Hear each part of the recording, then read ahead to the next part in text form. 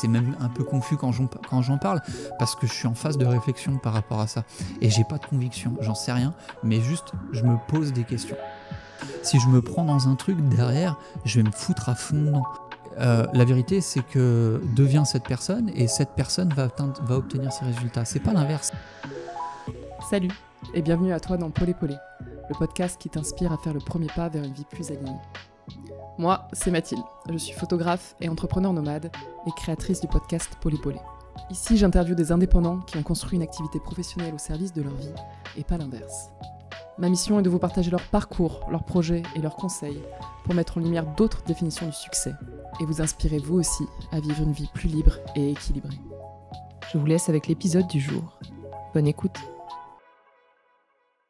Salut Adrien. Salut Mathilde. Comment tu vas ? Ça va très bien, je te remercie de me recevoir. En vrai, c'est toi qui me reçois parce que je suis chez toi. C'est vrai, on est à la maison. Ouais. Je suis très contente de faire cette interview parce que, du coup, dans l'interview avec Eric, il m'a demandé c'était qui la personne qui m'inspirait le plus.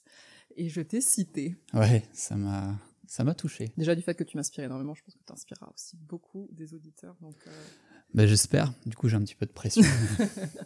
Non, il n'y a pas de pression ici sur Polé Polé, c'est Polé Polé. Donc, merci d'avance de répondre à mes questions.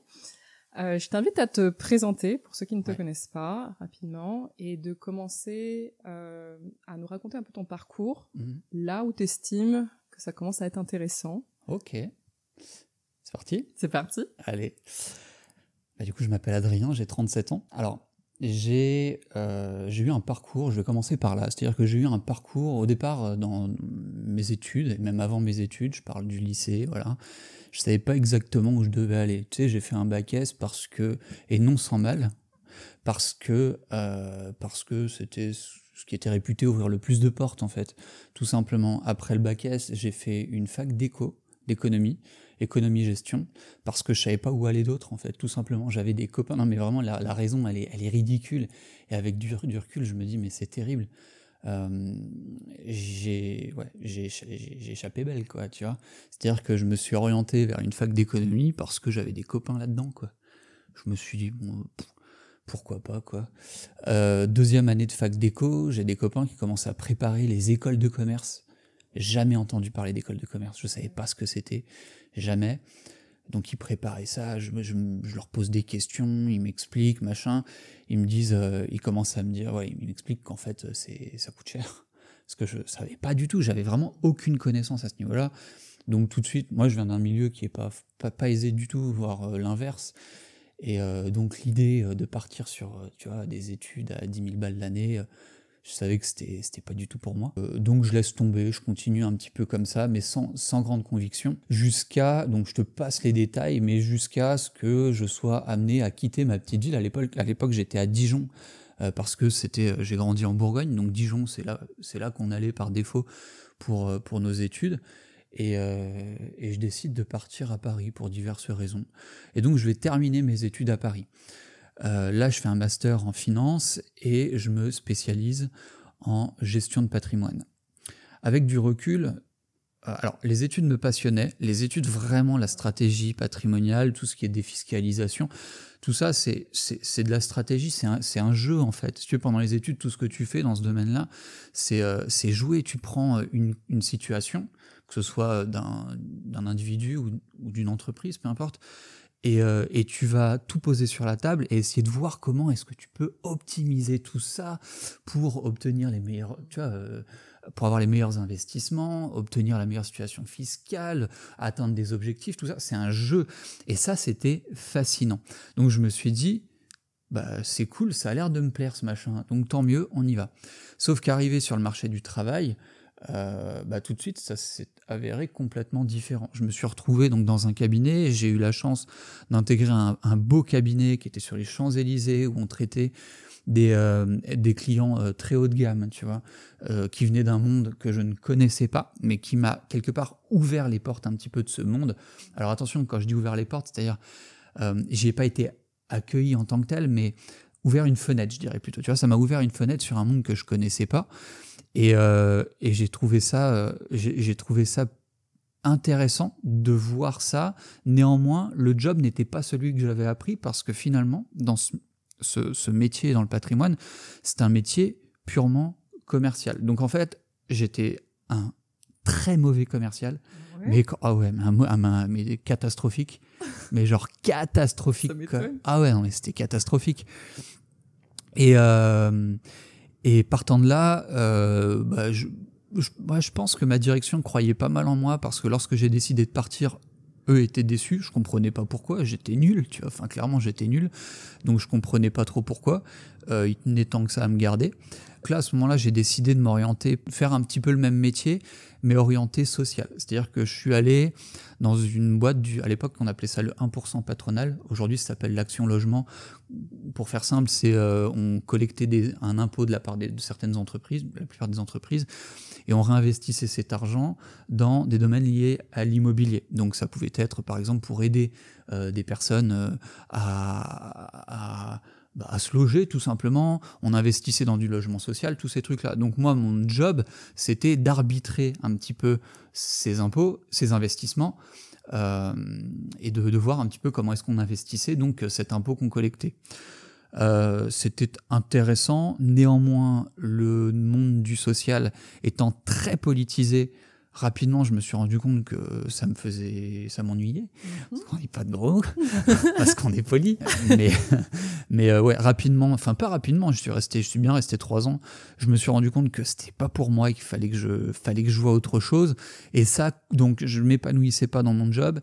Et donc là, j'étais toujours à Paris, après 10 ans passés à Paris, enfin 9 ans, entre 8 et 10 ans passés à Paris à ce moment-là. Je commençais à voir que d'abord, je m'épanouissais plus dans mon job, ensuite, j'étais pas bien.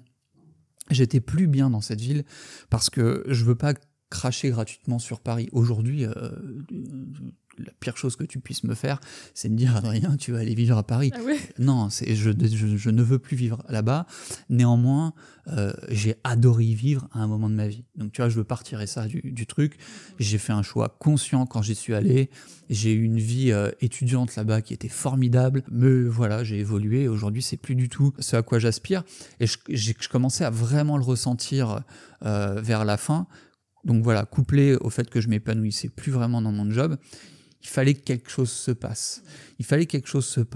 Et donc à ce moment-là, j'étais avec Ella, donc je m'étais mis en couple avec Ella assez récemment. Et là, vous pouvez retrouver l'interview, c'est l'interview numéro 1. Ah bah ouais. C'est l'épisode numéro 2, interview numéro 1. Donc on venait de se mettre en couple, et on en a discuté, et on s'est dit, bah écoute, peut-être qu'on peut quitter, peut-être voir pour aller ailleurs. Et là, à ce moment-là, elle avait des aspirations de grande ville. C'est-à-dire que pour elle, c'était soit Paris, soit New York. J'exagère pas, quoi. C'était vraiment, elle se voyait vraiment vivre dans des villes comme ça qui font un petit peu rêver. Sauf que, bah, évidemment, aller vivre à New York, en quitter son job, aller vivre à New York, autant dire que c'était un pari, c'était pas possible, en fait. Financièrement, c'était pas possible. Et puis, de toute façon, je crois que ça m'attirait pas. Donc, ce qui s'est passé, j'ai réussi à la convaincre, parce qu'elle était pas très chaude pour ça, mais bon, elle a accepté. Pour moi, je pense, c'est de partir vivre à Bordeaux. Donc, à ce moment-là, j'ai obtenu, je vais faire simple, je sais pas, c'est très intéressant, donc je vais essayer de faire très court, mais grosso modo, la boîte dans laquelle j'étais ouvrait un poste qui potentiellement pouvait m'intéresser à Bordeaux. Donc je dis ok, c'est bon, j'y vais. Et au moment de partir à Bordeaux, on me dit bah finalement non, ce qu'on va faire, c'est que tu vas pas partir à Bordeaux, on va créer le poste à Paris, et comme ça tu vas pouvoir le prendre à Paris. Et je dis c'est trop, c'est pas la peine, donc ça m'intéresse pas. Et c'est à ce moment-là que voilà, on a pris la décision, on s'est dit écoute, on prend 1 an, on a fait un rétro-planning, ça c'était, je vais t'en parler, c'était génial, et pour toutes les personnes qui veulent changer de vie, c'est le truc ultime, il n'y a rien de plus simple, c'est extraordinaire, je t'en reparle juste après. Donc on a fait un rétro-planning, et on s'est dit, on était au mois de mars, je sais plus, le 15 mars ou un truc comme ça, je sais plus, et on s'est dit, bah en fait, le 15 mars de l'année prochaine, on est dans un avion, on sait pas encore où, mais on est dans un avion, on part. On change de vie. Mais on s'est laissé 1 an quand même, tu vois. Ça n'a pas été brutal, si tu veux. Donc voilà, la décision est prise. À partir de là, donc on a fait notre fameux rétro-planning. Qu'est-ce qu'on a fait ? Donc on a pris un agenda, un calendrier, si tu veux, et on s'est dit, bon, ok, on est le 15 mars, Le 15 mars de l'année prochaine, donc on était en 2016, le 15 mars 2017, avec les années, je suis complètement à l'ouest, donc on va dire que ça doit être ça. Le 15 mars 2017, on est dans l'avion. Ok. Donc si le 15 mars 2017, on est dans l'avion, on a un préavis de, je sais plus, 1 mois ou 2 mois, un truc comme ça sur l'appartement. Ça veut dire que le 15 janvier, février, mars, 15 janvier, le 15 janvier, il faut qu'on pose le préavis pour l'appartement. Donc on met une croix, préavis appartement. Le 15 février, n'importe quoi, hein, il faut qu'on coupe l'électricité ou qu'on envoie la lettre pour l'électricité. Ok. Pour avoir des bons billets d'avion, il faut qu'on les prenne 3 mois avant. Donc le 15 décembre, il faut qu'on prenne, voilà, et tout comme ça. Il faut qu'on achète une valise. Il faut qu'on décide de là où on va. Parce qu'on ne savait pas. Hein. Donc, telle date. Il faut qu'on annonce notre démission. Il faut qu'on ait tant d'argent. Il faut que ceci, il faut que cela. Et on a fait un rétro-planning énorme comme ça, tu vois. Tout était planifié. Et en fait, il s'est passé 2 choses. Première chose, c'est que ça a rendu le départ possible, hyper facile, tu vois, parce que tout était planifié et voilà, et ça rendait le truc facile, accessible. On a découpé en étapes, ça c'est de la gestion de projet, toi, voilà. Donc on a vraiment tout découpé en étapes. Et surtout, ça a démystifié le truc. Pour les autres, pour nos amis, pour tout ça, ça paraissait fou. Tu vois, l'idée de se dire on quitte tout, on plaque tout, on se barre à l'autre bout du monde, machin, ça paraît complètement dingue. Pour nous aussi, au moment où on prend la décision. Mais petit à petit, tu vois, au fur et à mesure qu'on passe les étapes, ça paraissait de plus en plus normal, en fait. On a pris le temps d'intégrer le truc, ce qui fait que, après, quelques semaines, quelques mois, tu vois, à faire nos différentes étapes, acheter la valise, machin, ça paraissait juste normal, il n'y avait plus rien d'impressionnant. Et on l'a intégré, mais parfaitement comme ça, c'est devenu facile. Donc, le conseil, vraiment, que je donne à n'importe qui veut changer de vie, je sais que ça peut paraître évident, mais le mettre en application, c'est juste la clé, quoi. Tu te dis, tu prends pas une période trop short, tu vois. Tu te projettes sur un truc qui te paraît vraiment réalisable. 1 an pour partir, c'est beaucoup, mais ça peut être 9 mois, tu vois, ou plus, de 1 an et demi. Et se dire, voilà, à telle date, je serai dans l'avion, ou à telle date, j'aurai un nouveau job, ou à telle date, j'aurai lancé mon business, à telle date, j'aurai machin. Et après, tu fais un rétro-planning, voilà, et tu vois si ça colle. Et tous les jours, voilà, tu fais ta petite étape, et ça rend le truc, mais tellement facile, quoi, et tellement possible surtout, tu vois. Voilà, donc à ce moment-là, on part, je te passe tout le truc, mais donc on décide de partir en Asie, et là, elle n'était jamais venue en Asie, donc on a aussi dans le process de décision, on est parti en vacances pour qu'elle valide, ça lui a plu, donc du coup on a décidé de partir en Asie. Et de voyager, partir en Asie, mais vraiment voyager. Un tour d'Asie. Ouais, et puis même du monde, parce qu'après on est parti aux États-Unis, au Canada, en Scandinavie, en Europe de l'Est, dans la péninsule ibérique aussi. Un peu, tu vois, on a fait pas mal de trucs, quoi. Et donc, voilà, bon, alors la question qui s'est posée, évidemment, assez tôt, c'est comment est-ce qu'on va gagner notre vie ? Assez tôt, c'est-à-dire que... Assez tôt, avant de partir. Okay. Avant de partir, on a exploré. On explorait les pistes, tu vois. Moi, je sortais d'un truc dans la finance, gestion de patrimoine, c'est très lié au droit et à la fiscalité française, donc très difficile à expatrier, si tu veux. J'avais cherché des postes à Singapour, machin, mais en vain, quoi. Donc, ce que j'ai fait, c'est que rapidement, je me suis orienté vers un métier de coach en investissement, parce que c'est ce que je savais faire. Donc coach en investissement. Pourquoi coach en investissement et pourquoi pas conseiller en investissement? Simplement pour des raisons légales, en fait. Tous les métiers de la finance, et heureusement, sont ultra réglementés en France, ce qui fait que si demain tu te dis conseiller en investissement, moi j'avais tout ce qu'il fallait, tous les diplômes et tout ça pour le faire. Néanmoins, en termes de paperasse, c'est une galère.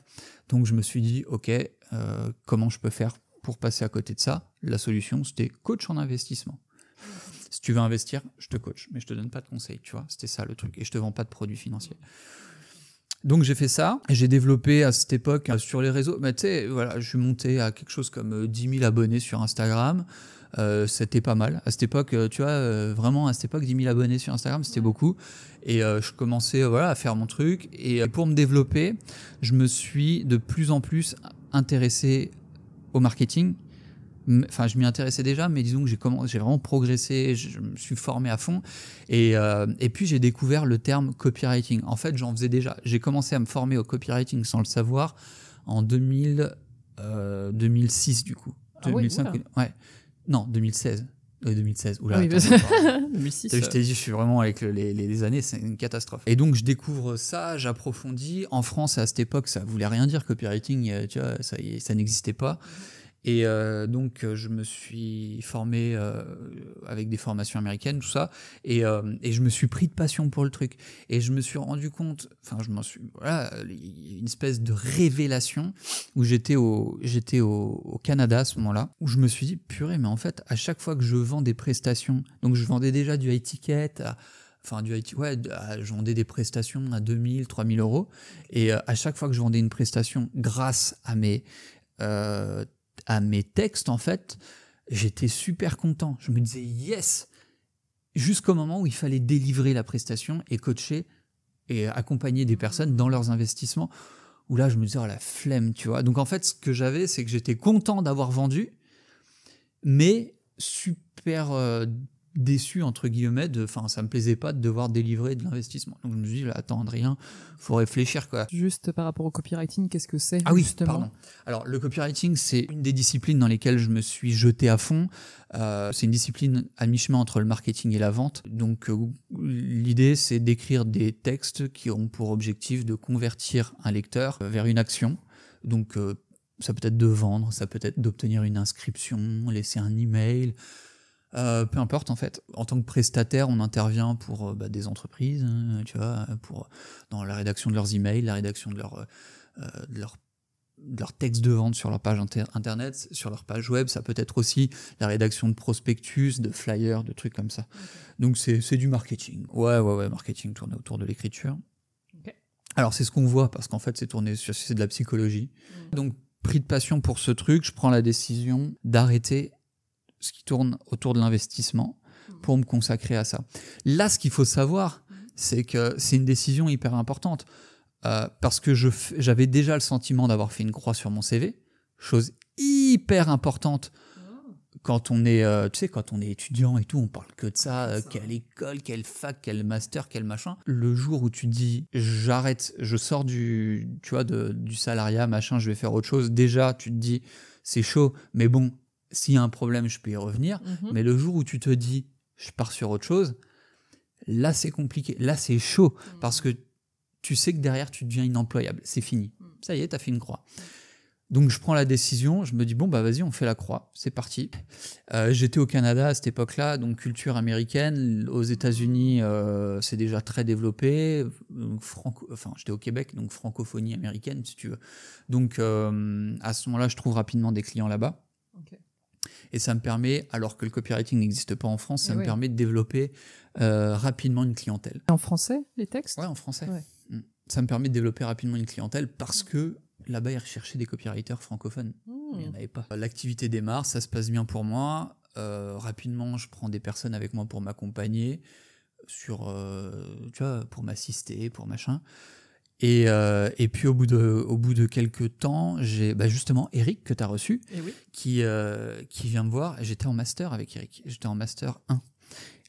Et on est devenus amis à ce moment-là. Et lui, pendant ses vacances, il était banquier d'affaires, pendant ses vacances, il venait nous voir.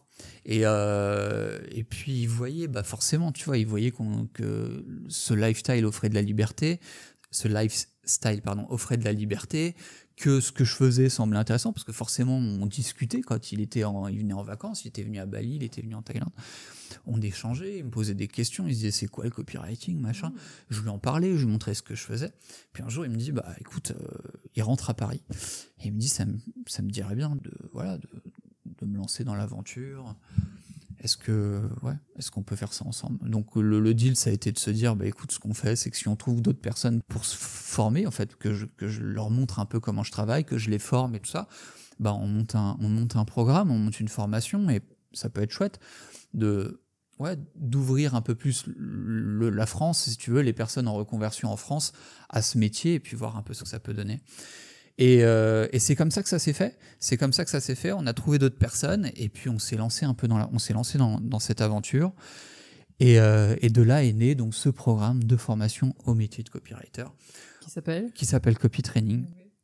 Aujourd'hui, Copy Training, ça fonctionne très bien. Je sais même plus combien de temps ça fait que c'est lancé, c'est 2 ou 3 ans. C'est pour te dire, c'est 4. Et l'autre jour, j'y repensais, je me disais, ça fait 2 ou 3 ans, faut que je vérifie, mais j'ai pas vérifié, donc j'en sais rien. Mais je crois que ça fait 3 ans. Et ouais. Bon, ça fonctionne très bien. Ouais. Je suis ravi de ce qu'on a. Alors quand je dis ça fonctionne très bien parce qu'on obtient de très bons résultats et ça fonctionne très bien commercialement parlant. Donc je suis ravi. À côté de ça, je continue toujours à accompagner des clients dans leur marketing, dans leur copywriting. Et ma vie aujourd'hui, c'est ça. Donc je voyage beaucoup moins. Avec Ella, on a décidé de poser un peu nos bagages depuis quelques mois là. Dans cet appartement à Chiang Mai en Thaïlande, sans arrêter de voyager, quoi. On continue à se faire des week-ends par-ci par-là, on n'exclut pas de bouger quelques mois à droite ou à gauche, mais voilà, avoir une vie un peu plus sédentaire après je sais pas combien, 6-7 ans de voyage. Donc voilà un peu ma vie. Donc ma vie, c'est ça, c'est une activité de formateur que j'adore, dans laquelle qui génère pas mal de questions et de réflexion sur soi, parce que on pourra en reparler, mais c'est forcément, au bout d'un moment, tu te poses des questions sur pourquoi je fais ça. Et donc je partage mon temps entre cette activité, mon activité d'accompagnement, et puis de temps en temps, j'exclus pas de lancer un nouveau business, comme ce à quoi je réfléchis en ce moment. Je fais des tests, machin.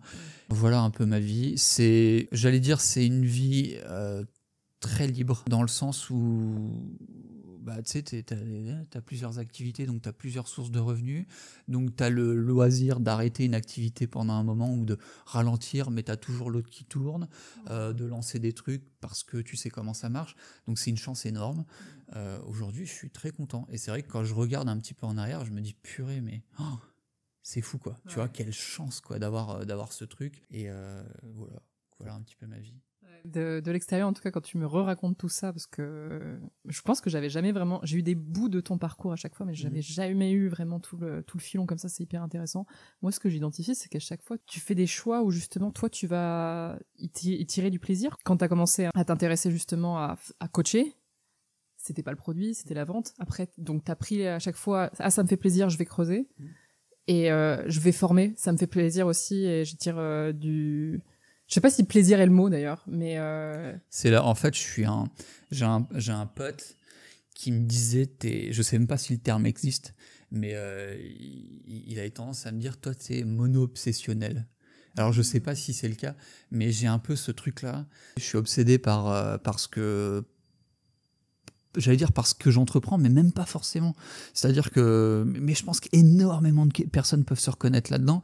Et c'est-à-dire que je vais m'intéresser à un sujet, mais attention, le piège, c'est que ce sujet, il peut être aussi presque bizarre, tu vois, que le tissage d'un truc.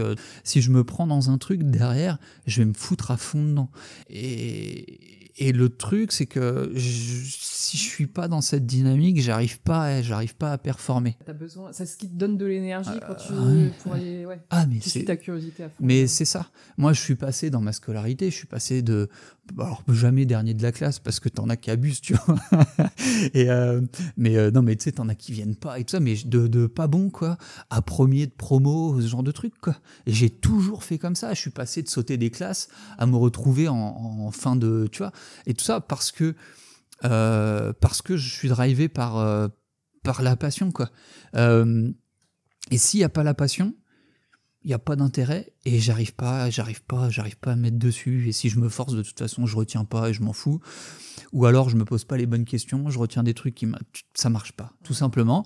Donc ça, c'est intéressant. Un jour, quelqu'un m'a dit juste cette phrase: c'est important de se connaître.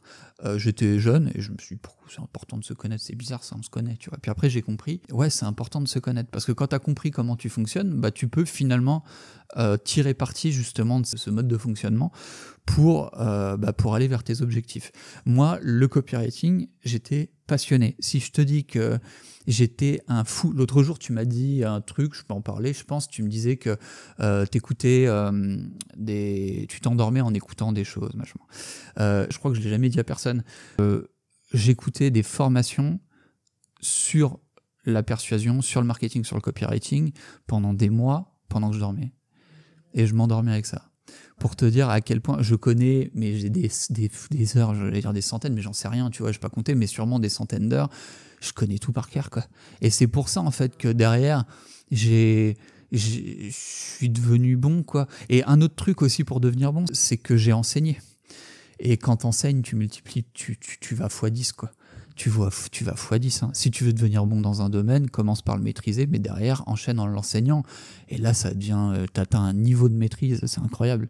Qu'est-ce que ça t'apporte quand même l'enseignement Alors, 2 choses. En fait, au départ, je l'avais pas identifié. J'avais pas identifié le côté performeur dans l'enseignement. C'est-à-dire, je m'étais pas dit, en enseignant, je vais devenir une référence ou je vais devenir bon dans le domaine. Je m'étais juste dit, j'adore enseigner. Et là, on ouvre sur le problème dont je te parlais avant, où je te dis, il y a une réflexion qui se pose sur la question de pourquoi j'aime tant enseigner, tu vois. Donc, en fait, au départ, moi, le truc, c'était, je me disais, j'aime bien enseigner, quoi. J'adore ça. J'ai financé mes études à Paris en enseignant. C'est-à-dire que quand j'étais en licence, j'enseignais quand j'étais en licence 3, tu sais, c'est comme ça qu'on compte licence 1, licence 2, licence 3, master 1, master 2. Si j'étais en licence 3, j'enseignais à des licences 1. Dans une autre école, tu sais, je marchais comme ça. Ça fait longtemps quand même. Ouais. Tu vois, je me faisais de l'argent comme ça en enseignant. Donc en fait, j'ai toujours enseigné. Enfin, toujours, pendant mes études supérieures. Ouais, c'est ça. Et je gagnais de l'argent comme ça et j'adorais ça. Mais je cherchais pas la performance en fait. Parce que si tu veux, j'enseignais des trucs que je maîtrisais déjà. Et c'était pas. Bon, peu importe. Mais c'était pas ça que je recherchais. C'est vraiment dans l'enseignement du marketing où j'ai atteint en développement personnel, tout ça. Parfois, on parle de saut quantique quand on passe d'un niveau de compréhension de soi à un niveau de compréhension supérieur. Moi, j'ai l'impression d'avoir vécu ça en marketing, quoi. Des niveaux de compréhension, où j'ai l'impression, et je me dis qu'il y en aura d'autres certainement, tu vois. Mais aujourd'hui, j'ai l'impression d'avoir vraiment une vision très très pointue, tu vois, de tout ce qui touche au marketing et de vraiment être capable d'analyser une situation très rapidement. C'est très agréable et je pense vraiment que je le dois d'abord aux bases que j'ai construites, tu vois, en me mettant à fond dedans, mais aussi, et le aussi il est important, c'est-à-dire c'est pas un peu, quoi, c'est énorme dans le cheminement, aussi à l'enseignement. Et je pense aussi que c'est pas par hasard qu'on demande aux chercheurs, tu sais, on demande aux chercheurs, au CNRS, d'enseigner à la fac. Je pense que ça les aide aussi à clarifier leurs pensées. Mais pareil, l'écriture, les meilleurs polémistes sont de grands écrivains, ou en tout cas sont des écrivains prospères. Et c'est pas par hasard. Quand tu écris, tu transmets. Et quand tu transmets, tu clarifies ta pensée. Et tu te rends compte qu'en fait, il y a des trucs que tu n'as pas compris. Du coup, tu prends du temps pour... c'est quand tu enseignes que tu te rends compte de ce que tu n'as pas compris. C'est pas quand tu apprends. Tu vois ? Quand tu apprends, mais tu vois pas les zones d'ombre. C'est quand tu commences à l'enseigner où tu te dis, attends, il y a une incohérence là, ça va pas. Et tu creuses et tu avances en fait.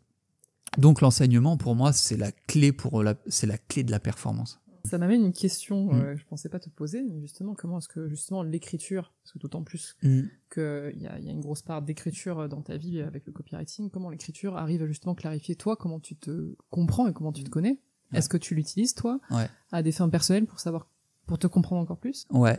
Alors moi, j'étais une énorme quiche en rédaction.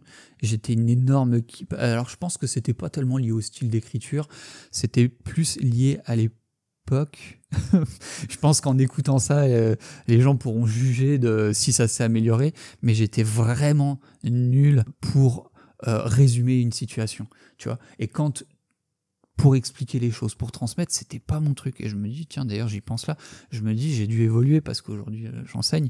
Mais et c'était une de mes énormes appréhensions, en fait. Dès que je devais prendre la parole, je me disais, oh là, je vais être ennuyeux, je sais pas. Mais ça va être chiant. Je vais pas, j'appréhendais, quoi.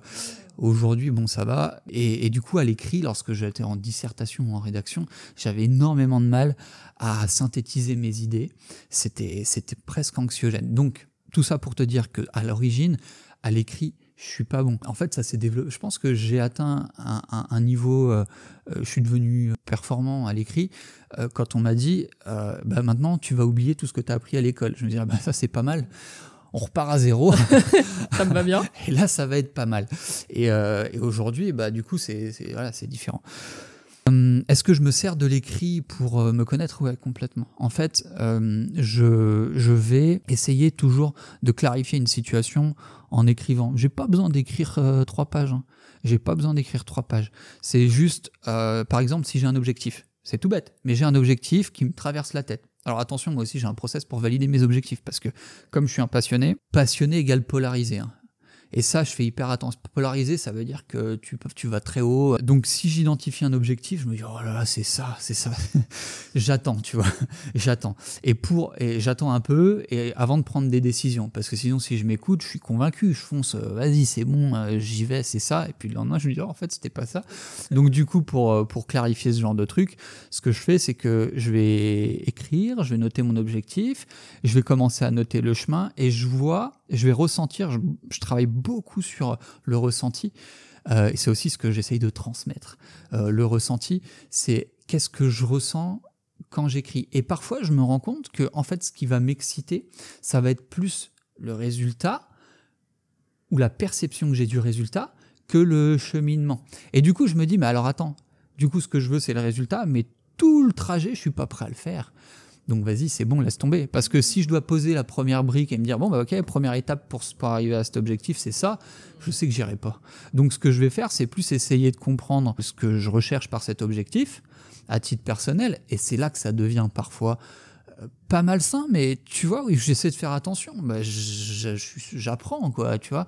Parfois, voilà, où je me dis, bah, en fait, là, t'es en train de chercher de la reconnaissance, t'es en train de chercher ceci. Et je me dis, bon, bah, comment est-ce que tu peux combler ça autrement, en fait?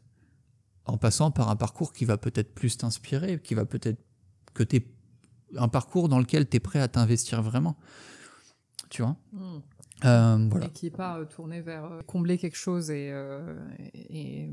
parce que c'est peut-être là, est-ce que le côté malsain il serait dans justement combler quelque chose qui même si tu l'as cet objectif, ça te comblerait pas au final, ce serait un pansement sur une hémorragie? Tu sais, je pense que dans la mesure où on est humain, de toute façon, on est tous sensibles aux mêmes choses à différents niveaux, tu vois, et je pense pas qu'on puisse se retirer ce genre de truc, mais déjà commencer par comprendre et essayer d'atteindre ses objectifs de la bonne manière.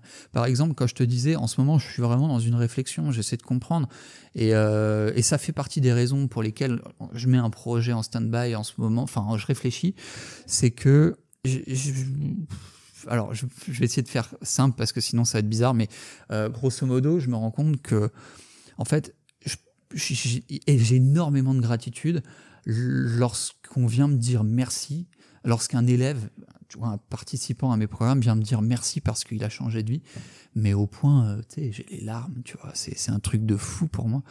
Et je me dis, mais Adrien, tu sais, jusqu'à présent, jusqu'à peu, en tout cas, je trouvais ça, je me disais, oh la vache, c'est bon, je suis drivé par des choses humaines, etc. Et là, je me remets en question depuis quelques temps, je me dis, mais en fait, est-ce que t'es pas dans un syndrome du sauveur à fond, tu vois, qui a peut-être pour conséquence, justement, d'aller générer des relations toxiques, ou je sais pas, mais c'est des réflexions, je dis pas que j'ai raison, j'en sais rien, mais juste j'essaie de comprendre.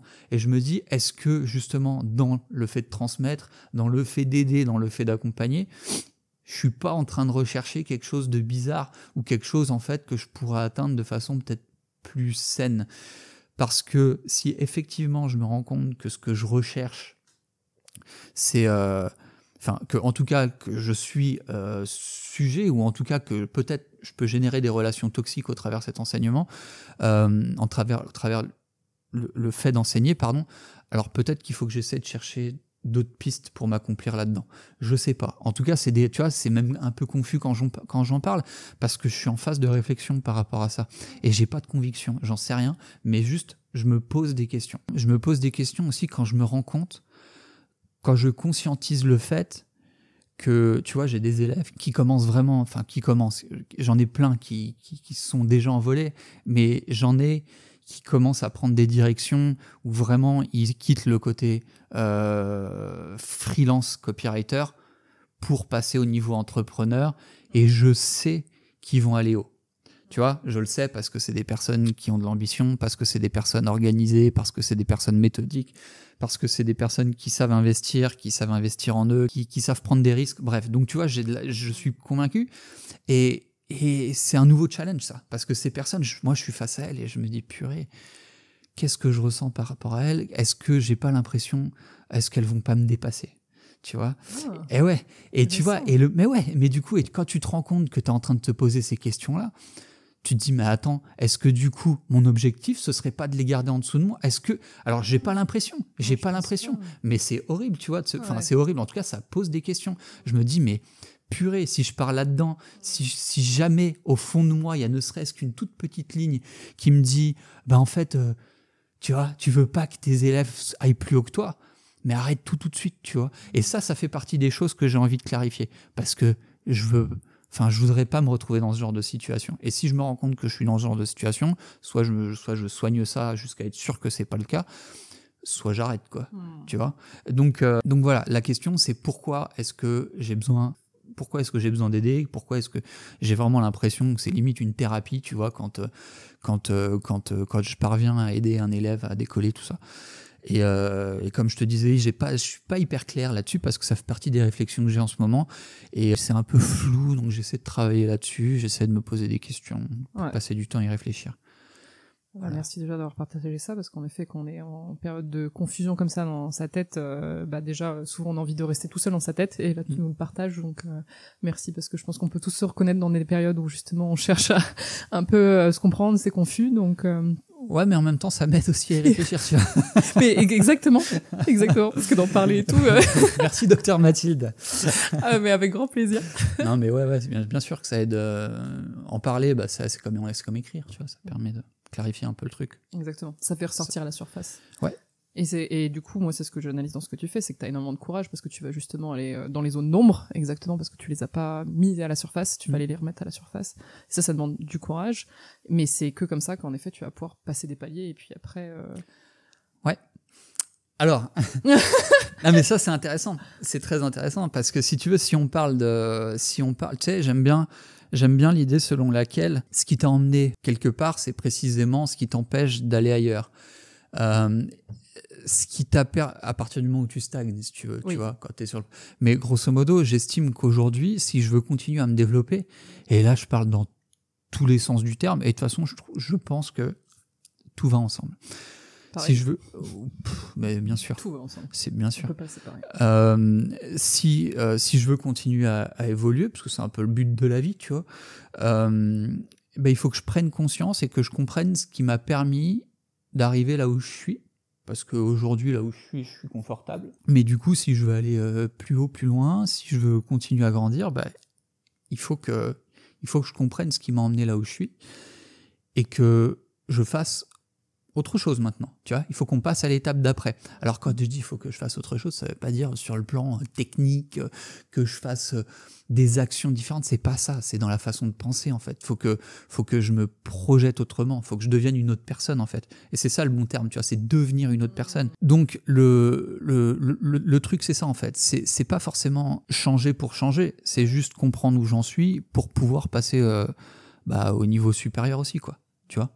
Passer au niveau supérieur. Si aujourd'hui je suis dans une phase où et là je vais passer très vite là-dessus parce que du coup ça va retomber dans les questions où je suis pas clair, mais si je suis dans une phase que j'estime comme toxique, machin, et tu vois, et que ça va pas, évidemment que je vais pas pouvoir grandir en fait. Tu vois, donc faut que je sorte de ça, faut que je l'identifie. Je sais même pas si c'est le cas, hein. Je sais pas, c'est des questions que je me pose. Mais si tel est le cas, il faut que je l'identifie, il faut que je le comprenne, il faut que j'en sorte. Et en fait, j'en sors pas pour en sortir. Je suis pas là, je suis pas ici, et je me dis pas je vais sortir de là pour me mettre là. Si je sors de là, je grandis et je passe au niveau d'après, tu vois. Et ça, c'est intéressant. Ouais. Parce que tu as dit devenir une autre personne, mais ça m'interpelle ça, parce que qu'est-ce que tu différencies justement entre devenir une autre personne et rester quand même fidèle à toi dans ton cœur, tu vois, en grandissant? Est-ce que tu vois... ton cœur, il évolue aussi. Fidèle à toi dans ton cœur, ton cœur, il évolue aussi. Ouais. On a le droit de changer. Ça, et là-dessus, c'est un truc qui est hyper important, c'est on a le droit de changer. On a le droit. On est heureusement. Et il faut changer. Sinon, ça veut dire, on pourrait croire que j'émets un jugement lorsque je dis ou lorsque je pense ça même, mais ça voudrait dire que on devrait être fidèle, par exemple, à nos amis du collège. Mais peut-être que t'as peut-être des amis qui partent complètement en cacahuète, qui finissent en prison, et alors t'as pas le droit de penser différemment, tu vois. Pour être encore plus clair, ce que tu pensais à 15 ans ou à 14 ans, t'avais une vision de la vie. Bah heureusement qu'elle a changé, j'ai envie de te dire, tu vois. Ce que t'avais dans ton cœur à ce moment-là, heureusement que ça a évolué. Sinon, ce serait bizarre, hein. Je crois pas qu'il faille s'interdire de changer, bien au contraire, c'est une connerie. On évolue chacun à notre sauce. Et on devient des personnes différentes, quoi qu'il arrive. La vie fait de nous des personnes différentes. Maintenant, c'est presque une espèce de hack quand on comprend ça. Je crois que quand on a intégré ça, je crois que c'est un hack pour justement atteindre des objectifs. Souvent, on se dit « Ah là là, quand je serai là, quel que soit le domaine de la vie, quand je serai marié, quand j'aurai des enfants, quand je serai millionnaire, quand je machin... » alors je serai cette personne-là. Mais la vérité, c'est que devient cette personne, et cette personne va obtenir ses résultats. C'est pas l'inverse, c'est pas la personne que tu es aujourd'hui qui va te permettre d'atteindre ses objectifs. C'est la personne du futur qui a réussi à atteindre ses objectifs. Donc deviens là, et tu peux tu vois, et c'est juste ça en fait. Et je pense que de toute façon, la définition de grandir, elle est propre à chacun. Tu vois, moi, ma façon de grandir, c'est pas ta façon de grandir. Donc, quand je dis, en fait, je veux continuer à évoluer en tant qu'humain, bah, tu sais, j'évolue à ma façon, quoi, en fait. J'évolue à ma façon, je vais dans la direction qui, moi, m'inspire à un moment donné. Donc, je deviens la personne qui va naturellement réaliser, atteindre des objectifs propres à cette personne. Le sportif de haut niveau, il va pas devenir la même personne que moi. Enfin, tu comprends, quoi. Et je crois, en fait, que le truc, c'est ça. Alors, parfois, on peut lire des trucs comme ça, tu sais, fake it until you make it. Je pense, en fait, que l'origine de ce truc, c'est ça. C'est ce qu'on est en train de dire, en fait. C'est que deviens la personne capable d'atteindre les objectifs que tu recherches, plutôt que chercher à atteindre des objectifs pour devenir cette personne. Parce que quand tu poses les trucs sur la table, tu te rends compte qu'en fait, c'est pas logique. Je te fais le parallèle, mais c'est complètement un rétro-planning. Hein. Bah oui. Bah ouais, c'est ça. Tu vois, j'avais jamais fait le rapprochement, mais complètement. Je te disais tout à l'heure, quand on a fait le rétro-planning avant de partir, avant de quitter notre job, avant de quitter la France, au bout de quelques semaines, grâce à ce rétro-planning, on avait complètement intégré le fait qu'on allait partir. Ça y est, on était des voyageurs, tu vois. On était des voyageurs sans rien, sans possession, machin. C'était OK, c'était admis. Et finalement, c'est ça, je crois que c'est ça, c'est qu'on est, grâce à ce rétro-planning, on est devenus les personnes qui allaient atteindre leurs objectifs dans un an. Waouh, c'est top, hein. Ouais. C'est très belle, très beau parallèle. C'est très polé-polé, hein, parce que c'est un petit pas par un petit pas vers ton objectif. Mais en effet... Moi, il y a un exercice aussi en coaching que je donne pas mal et que je m'applique aussi beaucoup à moi-même, mais en effet, l'objectif, et je pense réellement et je rejoins entièrement ce que tu as dit, sur le côté, il faut identifier cette personne, elle pense comment, c'est quoi les émotions qu'elle a quand elle aura cette chose-là. La Mathilde, je sais pas, dans 2 ans, tel objectif, qu'est-ce qu'elle pense, comment elle fait, voilà, comment elle s'intègre dans ce personnage-là. Je pense qu'il y a vraiment un truc identitaire. Enfin, je sais pas si c'est identitaire, mais... Si tu veux, je peux développer parce que je pense que j'ai un peu de clarté là-dessus. En fait, c'est, tu sais, le process, c'est toujours le même. C'est pensée, émotion, action, résultat. Et après, tu as la boucle qui revient, résultat qui viennent confirmer tes pensées, tes émotions. Le truc, en fait, c'est que c'est identitaire parce que je pense que c'est identitaire parce que c'est ton identité qui décide de tes pensées. Si ton identité fait que tu es quelqu'un de positif, tes pensées, ou d'optimiste, ou je sais pas quoi, et ça se travaille, c'est ça qui est beau, tu vois. Tes pensées ne vont pas être les mêmes que si tu es quelqu'un dont l'identité est dépressive, dépression c'est une maladie, donc hop, mais tu vois, est négative, ou pessimiste, je voulais dire pessimiste. Tes pensées vont pas être les mêmes. Tes pensées vont donner naissance, vont susciter tes émotions. L'étymologie d'émotion, c'est se mouvoir. Les émotions dictent tes actions. Ouais. Tes émotions sont à l'origine de tes actions, et tes actions sont à l'origine de tes résultats. Donc, tu vois, en fait, c'est ça. C'est pour ça, c'est la raison pour laquelle je pense que la première chose sur laquelle il faut travailler, c'est sur son identité. Parce que ton identité va dicter tes pensées. Et du coup, on en revient à quoi? Devenir la personne, s'efforcer de devenir la personne qui est capable d'obtenir les résultats. Et le cheminement, il est là, en fait. Si tu es capable de mettre en place des choses qui vont te permettre de devenir, de penser, d'avoir l'identité de cette personne qui a ses résultats, qu'est-ce qui va se passer? Tu vas penser comme cette personne. Tu vas penser, donc tu vas susciter les émotions qu'a cette personne, qui vont entraîner les résultats les actions que met en place cette personne, et donc générer les résultats qu'a cette personne. Et ça, tu le vois sur tous les domaines, hein. Mais même, tu as un domaine qui est pas mal parlant, c'est les domaines de l'investissement. L'investissement, c'est un domaine que je connais bien, parce que j'ai fait mes études et j'ai eu un début de carrière là-dedans. Donc je vais prendre cet exemple parce que je trouve qu'il est extrêmement parlant. Regarde, alors c'est très lié à la culture, à l'éducation, à l'environnement. Je crois tellement à ça. D'ailleurs, il y a un sujet, on peut en reparler juste après, c'est la question de l'environnement et du référentiel. Ça aussi, ça fait partie des choses que j'ai pas encore identifiées. Lequel entraîne lequel, tu vas voir, c'est intéressant. Donc la question de l'identité, pour moi, elle est réglée par l'environnement, l'éducation et la culture. Si tu as grandi dans un environnement où ta culture, ton éducation, où on t'a toujours dit mais attention, investir dans l'immobilier, c'est risqué parce que y a des gens qui payent pas les loyers, après tu te retrouves dans la merde et tu as des dettes et tu vas mourir seul avec tes chats. Non mais j'exagère, mais tu as compris. Ton identité, c'est ça. C'est je suis ce genre de personne qui a peur, qui pense que l'investissement, c'est dangereux, c'est risqué. Ça ne veut pas dire que tu as raison, ça ne veut pas dire que tu as tort. C'est juste ton identité. On s'en fout que tu aies raison, que tu aies tort. Néanmoins, derrière tes pensées, ça va être quoi? Ça va être, dès que je vois un investissement, dès que je vois quelqu'un qui investit ou quelqu'un même qui me propose un super investissement, ma pensée, ça va être danger. Ah bah non, parce que penser, je risque de me retrouver dans la galère à cause de ça, etc. Émotion, je freine des deux pieds. Enfin, émotion, j'ai peur.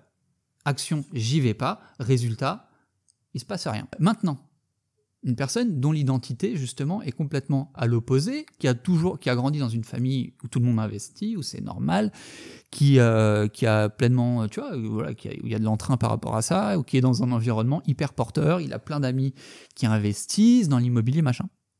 Mais les croyances ne sont pas les mêmes, ton identité n'est pas la même. Croyance, identité, c'est lié. Selon moi, donc ton identité n'est pas la même, tes pensées ne seront pas les mêmes. Si on vient de proposer un investissement, tu vas dire « faut que j'y aille ».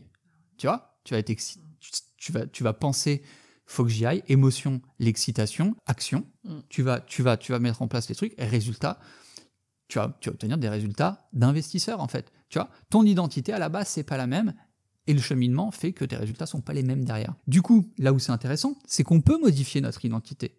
Et moi, je crois que notre culture, c'est notre culture, quand bien même on voyage, etc., c'est compliqué. Ça ne veut pas dire que c'est impossible, mais je pense que c'est compliqué. Notre éducation, on l'a, c'est comme ça.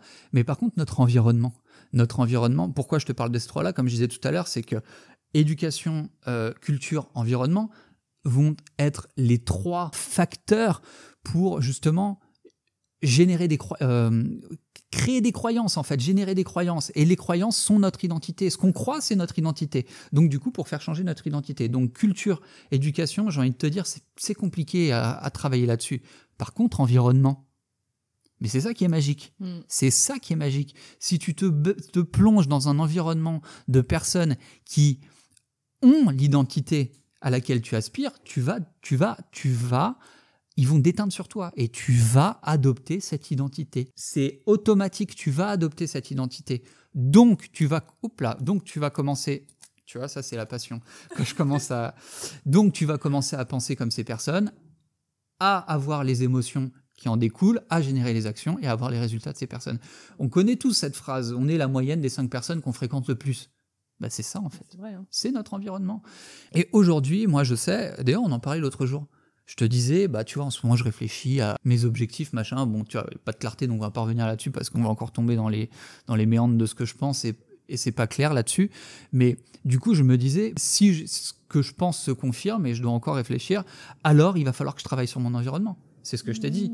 Parce que c'est mon environnement qui fait évoluer mon identité. Et jusqu'à présent, c'est toujours ce qui s'est passé. C'est-à-dire que si on s'en tient au niveau business, tu vois, pour faire simple, parce que quand il y a des chiffres, c'est parlant, c'est facile à mesurer, bah, tous les paliers que j'ai connus, ça a toujours été parce que j'ai travaillé sur mon environnement.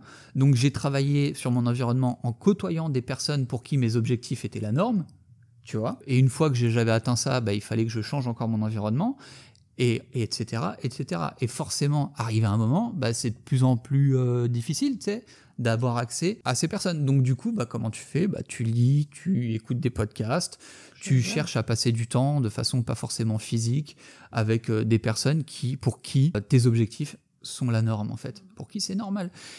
Et c'est juste magique, en fait.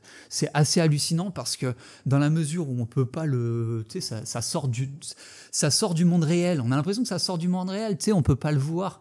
Mais pour autant, c'est tellement là, quoi. Tu sais, c'est un peu comme l'électricité. Je sais plus, je lisais un truc, le mec disait les gens qui croient pas en ce qu'on voit pas devraient arrêter de payer leur facture d'électricité. J'adore. Je vais te la reprendre, celle-là. Mais non, mais tu vois, c'est tellement vrai. C'est tellement vrai. Et il suffit juste de l'expérimenter 3 minutes, tu vois, pour s'en rendre compte, en fait. Ouais. Si tu passes 3 jours avec des personnes très déprimées, derrière, tu vas adopter cette identité. Exactement. Tu vois. Pourtant, tu le vois pas, mais tu le ressens. Exactement. Donc voilà. Donc le mode de pensée, c'est hyper important. Les croyances, c'est hyper important.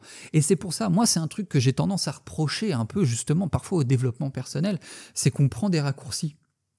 D'ailleurs, en marketing, c'est la même chose. Parce qu'en fait, le marketing, c'est un peu du développement personnel, c'est de la psychologie, c'est de la compréhension de l'humain. C'est juste ça. C'est qu'on prend des raccourcis, on parle de croyances limitantes. Mais une croyance, elle n'est pas limitante. Une croyance, elle est inhérente. Elle fait partie de notre identité. Ça ne sert à rien de chercher selon moi, ça ne sert à rien de chercher à casser une croyance limitante. Elle n'est pas limitante. Elle fait partie de ton identité. Change ton identité, ta croyance va évoluer avec. Je vois ce que tu veux dire. Ouais. C'est ça. Pour moi, en fait, c'est un système de curseur. C'est pas un système de on-off. Une croyance, elle n'est pas là et derrière, elle n'est plus là. Une croyance, elle est là et en changeant ton identité, tu vas l'emmener là. Exact. Tu vois, elle peut pas disparaître, ta croyance. Elle évolue. Elle évolue. Et c'est pour ça, en fait, que tu vois, parfois, il y a souvent des raccourcis et c'est des choses qui, tu sais, tout à l'heure, je disais fake it ou ce genre de trucs. Souvent, on prend des raccourcis et c'est des trucs qui m'agacent un peu parce que on peut, selon moi, ça n'engage que moi, mais on peut justement emmener des personnes vers des faux espoirs, tu vois. C'est-à-dire à se dire si je fais ça, je vais avoir des résultats. En fait, on t'a pas tout dit, ou alors la personne qui te l'a dit n'avait pas tout compris. C'est aussi souvent, ce que j'observe en marketing. Bon, j'ai fini de gueuler.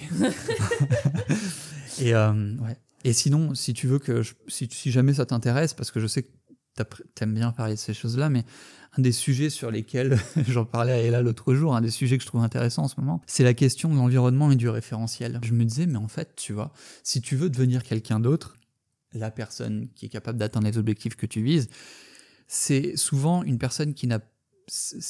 devenir une personne qui a un référentiel différent. Tu vois, un référentiel, c'est toujours, je me permets de reprendre l'exemple lié à l'argent, parce que c'est le plus facile à comprendre et à imager. Pour certaines personnes, le référentiel de bien gagner sa vie, c'est gagner 2 000 € par mois. Ça a longtemps été le mien. Pour d'autres, c'est gagner 5 000, pour d'autres, c'est gagner 10 000. Pour d'autres, c'est gagner 50 000. Et pour d'autres, gagner 50 000 € par mois, mettons, c'est être pauvre. Tu dis à Donald Trump, à partir de maintenant, tu vas gagner 50 000 € par mois. Dans son référentiel, c'est comme si tu lui disais, tu vas être SDF, hein. Ouais, mais c'est vrai. Mais oui, c'est vrai. Et si tu réfléchis, regarde, là je fais juste un tout petit truc, regarde à quel point c'est lié à notre culture et à notre éducation. Tu vois ?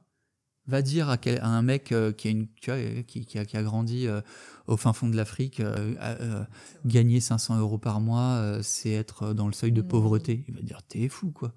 500 €, je suis riche, tu vois. Donc, ça se discute, tu vois, mais en tout cas, ça permet de percevoir le truc. Donc ma question, c'est, est-ce que notre environnement dicte notre référentiel, ou est-ce que c'est notre référentiel qui nous emmène qui va nous permettre de toucher un environnement, tu vois, ou d'intégrer un environnement? En fait, c'est ça la question que je me pose. Si tu intégrer un environnement, c'est pas facile. Intégrer un environnement pour que ça te parle, et même lire des livres, tu vois. Lire des personnes et t'intéresser à des personnes qui ont un référentiel différent du tien, c'est pas évident, en fait. Tu vois, d'y porter de l'intérêt. Et c'est la raison pour laquelle il y a des livres que tu as lus ou que tu as essayé de lire à un moment dans ta vie, tu as dit, mais c'est naze ce truc. Et tu le relis plus tard, tu fais, mais c'est génial, tu vois, parce que ton référentiel, il a évolué. Et du coup, la question que je me pose, et j'y ai pas répondu, c'est peut-être lié, j'en sais rien, mais c'est l'œuf et la poule, en fait. Qu'est-ce qu'il faut, sur quoi on doit commencer par travailler? C'est notre référentiel ou c'est notre environnement? Et j'ai tendance à croire que c'est notre environnement qui va forger notre référentiel. Mais ça fait partie des questions que je me pose, donc j'ai pas de certitude. Et quand bien même j'aurais des certitudes, ça n'engage que moi. Donc voilà. Dans ce que tu dis, ce que j'identifie, je suis assez d'accord, c'est que de jouer sur le référentiel ou l'environnement ou les deux, c'est ça qui te met en action et qui te fait bouger. Parce que ça modifie tes pensées. Exactement. Et c'est de là que tout part. Bah oui. Toujours. Tout. Ouais. Tu modifies ton identité, ton référentiel, c'est tes croyances, c'est ton identité. Donc peu importe de choisir l'un pour l'autre, et c'est peut-être personnel, il y en a peut-être qui vont préférer utiliser le référentiel pour pouvoir se mettre en action, il y a peut-être quelque chose qui les motive encore plus à s'identifier à un référentiel. Je te pose la question, justement, quand tu as passé toi tes paliers, entre guillemets, on va reprendre l'exemple de l'argent, quand tu as passé tes paliers d'argent, t'as pris quoi comme référentiel? Gagner mieux ta vie ou être entouré de gens qui gagnent mieux leur vie? J'arrive pas, ça fait vraiment partie des questions que je me pose. Je sais que ça va s'éclairer et s'éclaircir, mais aujourd'hui, je suis un peu dans le flou à ce niveau-là. Toujours est-il que ça, si je peux, j'aime témoigner là-dessus, parce que mais c'est une clé incroyable. Donc bah voilà, je reprends encore cet exemple parce que voilà, de l'argent, mais moi je sais en fait que lorsque j'ai stagné dans des paliers de revenus, il a fallu que je fréquente des personnes pour qui mon objectif était la norme, pour que immédiatement, foum, ça se mette à grimper. Alors, il y a deux choses là-dessus en fait. La première, c'est que souvent, je sais pas si tu as remarqué ça, mais moi c'est à chaque fois, quand on se fixe un objectif, donc on se crée un environnement, on va commencer à monter vers cet objectif, et juste avant d'atteindre cet objectif, juste avant, stagnation. Et ça me l'a fait mais plein de fois. Stagnation, juste avant. Et en fait, ce que je me suis rendu compte, c'est que à ce moment-là, juste avant d'atteindre cet objectif, c'était pile le bon moment pour se fixer un objectif beaucoup plus ambitieux et retravailler son environnement pour qui cet objectif plus ambitieux, est la norme.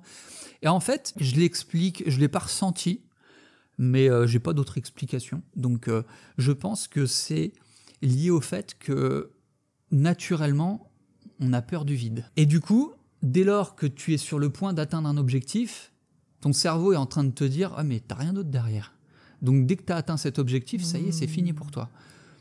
Et c'est la raison pour laquelle, mais c'est flagrant, hein, je te parle de résultats, machin, genre tu stagnes pendant plusieurs mois, tu te fixes un nouvel objectif, tu construis un environnement, en 2 semaines, c'est passé à l'aise. C'est flagrant, tu vois.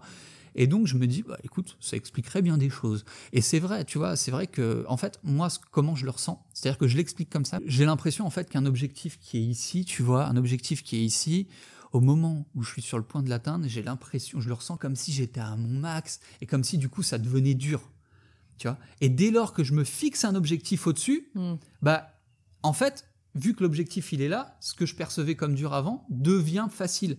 Je te donne un exemple. Quand je suis à la salle de sport, souvent à la salle de sport, tu sais, c'est du, comment on appelle ça, conditioning, training, machin là. Oui. Donc c'est par exemple, pendant 1 minute, tu dois faire ça, machin. Eh bien, quelle que soit la durée qu'on me donne, donc parfois ça va être des séries de, tu sais, par exemple 30 secondes, 1 minute, 1 minute 30, eh bien tu peux être certaine que ça devient dur à partir du moment où je suis à 5 secondes de la fin. Tu vois? Et en fait, regarde, si tu te dis, alors ça dépend, tu vois, forcément, mais si tu te dis, fais 100 pompes, bah, tu vas voir que ça va devenir dur plus tard que si je te dis fais 10 pompes. Ouais. Tu vois, si je te dis fais 10 pompes, tu vas commencer à vraiment galérer à 8, tu vois. Tu vas, alors que si je te dis fais 100 pompes, tu vas probablement passer les 10 sans problème en fait. Tu vois, alors si t'es pas entraîné, tu vas peut-être pas en faire 100 d'un coup, hein, mais probablement que tu vas passer les 10 sans problème et que tu vas commencer à galérer plus loin, là où ton physique en fait va t'arrêter si tu veux. Mais tu vois l'idée, et c'est un peu ce que je ressens en fait quand on se fixe des objectifs. Les choses deviennent dures juste avant d'atteindre cet objectif. Et du coup, pour le passer, vas-y, fixe-toi un objectif plus haut. Et ça, tu vas le passer les doigts dans le nez. Et quand tu te fixes un objectif à partir de maintenant avec cette conscience-là, est-ce que tu te le fixes plus haut que ce que tu... Genre, tu t'identifies un objectif et tu te dis, justement, je voudrais faire 100 pompes. Ah non, je sais que je vais fonctionner différemment, donc pour faire les 100, je vais me fixer 120. Est-ce que tu marches comme ça ? Non. Ou est-ce que tu revois ton objectif Non. Bah non, parce que sinon, il n'y a plus de limite, en fait. Il n'y a plus de limite. Parce que si je me dis, je veux faire 100 pompes, donc je me fixe 120, ça veut dire qu'en fait, mon objectif, c'est 120. Donc je vais commencer à galérer à 100. Et je ne serai pas satisfait, parce que mon objectif, c'est 120. Alors, il y a une vraie question qui se pose à ce moment-là. C'est le toujours plus, en fait. Ouais, la satisfaction, t'as mis exactement le mot dessus. Hein. Bah oui. Ça fait partie des zones d'ombre, hein, tu vois, j'ai envie de te dire. Mais non, surtout pas. C'est juste... Parce que sinon, il n'y a pas de fin, en fait. Si tu essayes de te hacker dès le départ en te disant « Ah bah, je veux faire 100 pompes, donc je me fixe 120 », en fait, ton objectif, c'est 120. Point. Ou alors tu te mens à toi-même, ton cerveau il le sait, donc tu vas galérer à 90 quoi qu'il arrive. Donc non, c'est plus, voilà, je me fixe 100 pompes et je sais qu'au moment où je vais commencer à galérer, à stagner, vas-y, on va se fixer un autre objectif, quoi. Tu vois l'objectif. Ouais, voilà. Donc en fait, et puis on célébrera les 100 quand ça passera. Et ça si tu regardes, les sportifs le disent souvent, hein. Regarde Mbappé, des trucs comme ça, ils ont toujours ce truc. Alors, ils se fixent des objectifs super hauts. Je serai le meilleur joueur du monde, je gagnerai la Coupe du Monde, tout ça. Mais une fois qu'ils l'ont, ils se sentent vides, en fait, tu vois. Ils le disent, ils se sentent, tu sais, voilà, je fais quoi d'autre après ? Tu vois, il n'y a plus rien, tu vois. Et ça, c'est vrai qu'il y a un côté un peu terrible. Hein. Ouais. Quand t'as l'impression d'avoir fini le jeu. Ouais. Tu sais, t'aimes bien les jeux vidéo ? Quand t'as un jeu que t'adores et que t'arrives au bout, c'est terrible. Et c'est pareil, moi je rigole tout souvent avec ça, avec les pizzas. Quand t'as une pizza que t'aimes et qu'elle est petite, arrivé à la fin, tu ralentis, tu sais, parce que tu commences à te sentir mal à l'idée de la finir. Tu fais, ah purée, j'arrive à la fin, après c'est fini, tu vois, tu te sens vide. Et ça, ouais, je trouve que c'est un petit peu la même chose. Ouais. Moi, je fais un énorme parallèle aussi avec la vie, parce que, en fait, comme ça a été une révélation aussi cette année aussi, et c'est pour ça aussi que Paul et Paulé, ça rejoint beaucoup Paul et Paulé, parce que pour moi, c'est pas non seulement juste se fixer sur atteindre le sommet, c'est savourer tout le chemin quand tu y arrives, parce que sinon, si t'arrives au sommet, tu fais, ah bah merde. Et j'ai l'impression que si je fais pareil avec la vie, si t'arrives à 80 balais, tu fais, j'ai toujours été dans le futur et dans mes objectifs, j'ai jamais profité du présent, j'ai jamais profité de maintenant. Je pense qu'on a tout ça, on est drivé par des objectifs, par avoir plus, par rajouter. Mais comment est-ce que tu arrives arriver à apprécier ce que tu as déjà ? Parce que ce que tu as maintenant, t'en avais envie déjà avant. Ouais, alors ça, j'ai envie de te dire, c'est presque facile, il suffit de regarder en arrière en fait. C'est juste ça, tu vois, regarder en arrière, la pire des choses à faire, c'est se comparer. Donc j'essaye de me comparer avec moi-même en fait. Et me dire, oh la vache, et donc tu te rends compte, est-ce que t'aurais pu croire ça de toi et tout ? La réponse, toujours oui, parce que j'ai l'impression que j'ai un peu cette chance. Ça, je l'avoue, tu vois, j'ai grandi dans une famille où on n'avait pas d'argent, tout ça, mais par contre, mes parents m'ont toujours mis aucune limite. C'est-à-dire, on m'a jamais dit « Non mais Adrien, rêve pas, tu vois. » Jamais. Ce qui fait que j'ai été un peu conditionné là-dedans. Alors, ça crée de la frustration parfois. Ouais. Bah oui, parce que du coup, il y a des moments, tu te dis pourquoi je peux pas être président de la République, tu vois. Et forcément, mais n'empêche que j'ai pas cette limite où je me dis t'es pas capable. Donc ça, je pense que j'ai de la chance là-dessus. Après, n'importe qui, ça se transforme, ça, si tu veux. Mais je pars pas avec ce handicap. Pour répondre à ta question, donc je regarde en arrière et je me dis quand même, tu vois, t'étais là il y a tant de temps. Regarde où t'es aujourd'hui. C'est cool quand même, tu vois, c'est cool. Après, il y a aussi un truc, c'est que je passe beaucoup de temps à juste apprécier ma vie. Ça peut te paraître bizarre, mais tu sais, voilà, il y a des moments, et il y a des moments où je suis frustré parce que j'arrive pas à l'avoir. Et c'est souvent, je me rends compte, c'est souvent quand je suis en moto ou en scooter, je roule comme ça tout seul, et je me dis purée quand même, tu vois. Et par moments, j'ai des moments de gratitude qui peuvent aller loin, jusqu'aux larmes et tout. Enfin, tu sais, genre, je suis pas en train de pleurer tout seul sur mon scoot, mais tu vois quand même, quoi, un truc un peu où je me dis purée, mais c'est beau, quoi, tu vois, avoir l'impression finalement de pas gâcher les journées qui me sont allouées à vivre, tu vois. Et ça, je suis vraiment, par moments, je suis satisfait de ça. Bon, il y a des jours où c'est plus difficile de le percevoir, mais j'arrive à le percevoir. Mais vraiment, tu vois. Ouais, c'est important. Hein. Ouais, c'est hyper important. Et pour ce qui est du process et du chemin, en fait, c'est toute la question. Et tu vois, je reviens sur ce que je disais tout à l'heure, où je te disais, je suis pas très clair et tout, mais pourquoi est-ce que c'est tellement important de se fixer les bons objectifs? Parce que comme je te disais, je crois fondamentalement que, en fait, grandir n'a pas la même définition pour chacun. Mais il faut être capable d'identifier ce que c'est pour nous, en fait. Et faire attention, justement, à l'incidence de notre culture et de notre éducation sur notre identité. Tu vois, parce que parfois ça peut justement construire une identité qui n'est pas forcément celle à quoi on aspire et nous emmener justement sur grandir de la mauvaise façon. Et c'est à ça que j'essaye de réfléchir, tu vois, de me dire, en fait, est-ce que pour toi grandir, c'est devenir ce type de personne, je n'ai pas envie de rentrer dans les détails, mais devenir ce type de personne qui vit de telle manière ou qui fait ça ou qui a telle influence, c'est des bonnes questions à se poser, quoi. Tu vois, plutôt que de foncer tête baissée en se disant voilà, je suis sûr que grandir c'est ça, et puis y aller, et puis finalement se rendre compte sur le chemin que peut-être que pour soi grandir c'est pas ça, et puis peut-être que pour soi grandir c'est avoir une grande famille et puis plein d'enfants, et puis tu vois. Et comme tu l'as dit, tout ça, ça peut évoluer. Ouais. C'est toujours de se refaire des points avec soi-même pour. Ouais, je crois que ça peut évoluer, et je crois qu'on évolue tout le temps, et puis il faut pas. Je pense que c'est dommage de juger, quoi qu'il arrive de toute façon, mais c'est dommage de se dire, de se forcer en fait. Enfin, attention, parce que je crois que se forcer, il y a une différence si tu veux entre par exemple la rigueur, la discipline et se forcer. Avoir une discipline, c'est indispensable, mais ça veut pas dire se forcer. Pour moi, avoir une discipline, c'est juste avoir un planning, un agenda en fait, dans lequel on prévoit des choses à faire, tu vois, et des choses en cohérence avec nos aspirations. C'est ça veut pas dire que tu vois. Et se forcer, c'est se lever tous les matins en se disant purée, ce que je vais devoir faire aujourd'hui, c'est l'enfer. De temps en temps, c'est normal, tu vois. Il y a quelques jours, j'étais les galères d'immigration, de quand t'es expatrié, ce genre de choses. C'est administratif l'immigration. Il y a quelques jours, voilà, j'ai dû me forcer vraiment à faire ça, à passer la journée au bureau d'immigration, et c'était l'enfer pour moi. Mais voilà, bon, ça fait partie des petites choses. Mais quand tous les jours tu dois te forcer à faire des trucs que t'aimes pas, honnêtement, moi je te le dis honnêtement, je dis pas qu'il faut pas assumer ses choix, etc. Mais si alors là, attention, tu vois, ça va peut-être tout le monde ne sera pas d'accord, et encore une fois, tout ce que je dis, ça n'engage que moi, parce que c'est des réflexions qui sont personnelles, et j'ai pas la prétention de quoi que ce soit. Mais si demain, mettons, j'ai des enfants, et je me rends compte tous les jours que je déteste ma vie avec mes enfants, alors ma façon d'assumer serait pas de rester jusqu'à leur majorité ou je sais pas quoi. Ce serait de réfléchir, ok, qu'est-ce que je mets en place pour ne pas leur nuire, mais je reste pas dans cette vie, je me casse. J'assume, si tu veux, dans le sens où je fais au mieux. Mais si on revient sur la question de l'environnement, en fait, on est tous radioactifs. On est radioactifs. Quelqu'un qui sourit pas, il te met de mauvaise humeur. Tu vois, le métro à Paris, ça te fout la haine parce que quand t'es entouré de personnes, et c'est un cercle vicieux. Et inversement, t'as des cercles vertueux. Quand t'es entouré de personnes qui sont dans une bonne dynamique, une bonne énergie, toi, ça te met dans cette bonne énergie. Et ça revient à la question de l'environnement. Si toi, t'es dans une mauvaise dynamique parce que t'es malheureux dans ta vie, t'as beau rester avec tes gamins, en train de leur transmettre quelque chose de mauvais pour eux, en fait. Donne pas le bon exemple. T'es radioactif.